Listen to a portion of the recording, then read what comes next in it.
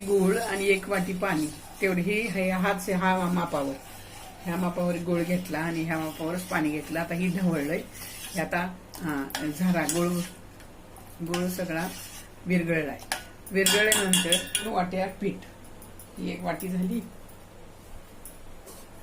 ही गव्हाचं पीठ, 2 वाट्या गव्हाचं पीठ आणि त्याच्यात बडीशेप 1 चमचा, 1 चमचा बडीशेप आणि थोडं म्हणून थोडं मीठ. आणि आता 2 चमचे तेल उकळत ठेवायचं. हे चण्याचं पीठ 2 चमचे,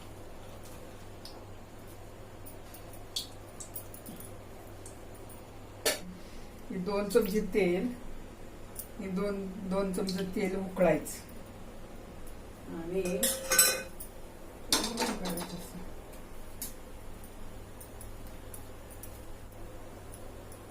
2 चमचे तेल उकळत ठेवले. आता ते कडलं चांगलं कडा की मग ह्याच्यात ओतायचं पिठामध्ये. चांगलं बडीशेप टाकले, त्याच्यात मीठ टाकले, मग मिसळून घ्यायचं. आता तेल त्याच्यात ओढायचं. झालं कडक तेल घालून.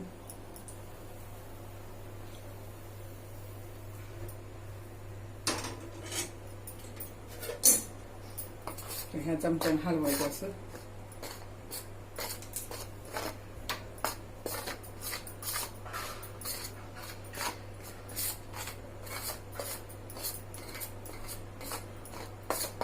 कारण जास्त झालं तर उगाच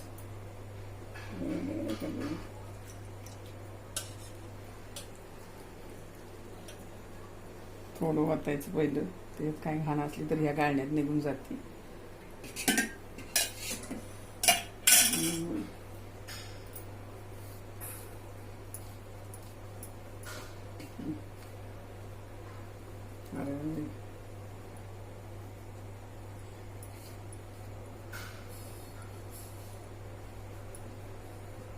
कापण्याचं पीठ तयार झालं मळून. त्याच्यात गव्हाचं पीठ 2 वाट्या, गूळ 1 वाटी आणि चण्याचं पीठ 2 चमचे, बडीशेप 1 चमचा असं हे करून मळून झालेलं आहे. आता ह्याला अर्धा तास मुरत ठेवायचं. या आमच्या कराडच्या कापण्या. आता हे झाकून असं म्हणजे असं झाकून किती अर्धा तास ठेवणार. अर्ध्या तासानंतर लाटणार आणि तळणार.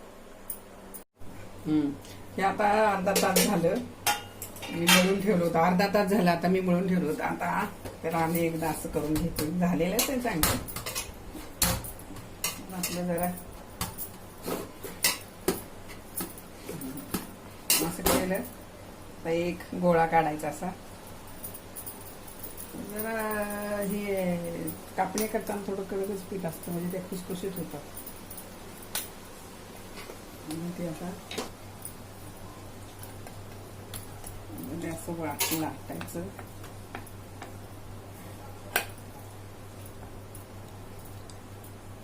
माझा गोळा बारीक लाटायचा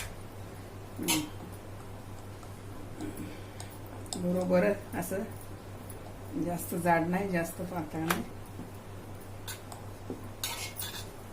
हे अशी खसखस ह्याच्यावर पेरायची.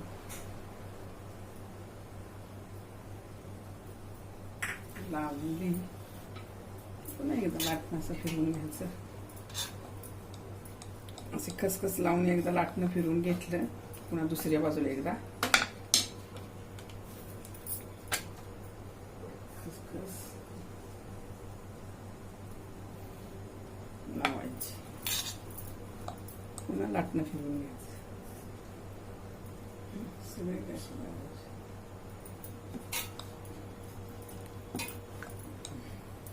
झाल्यानंतर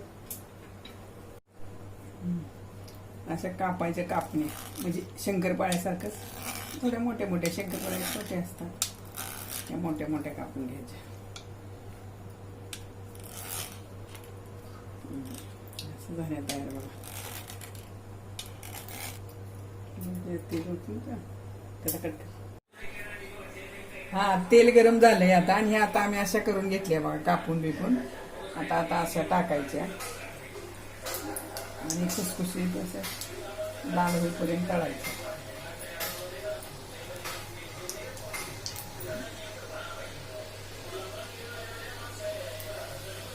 बारीक गॅसवर, बारीक गॅस करायचा.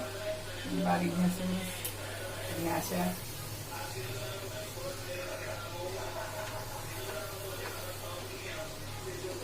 खायच्या.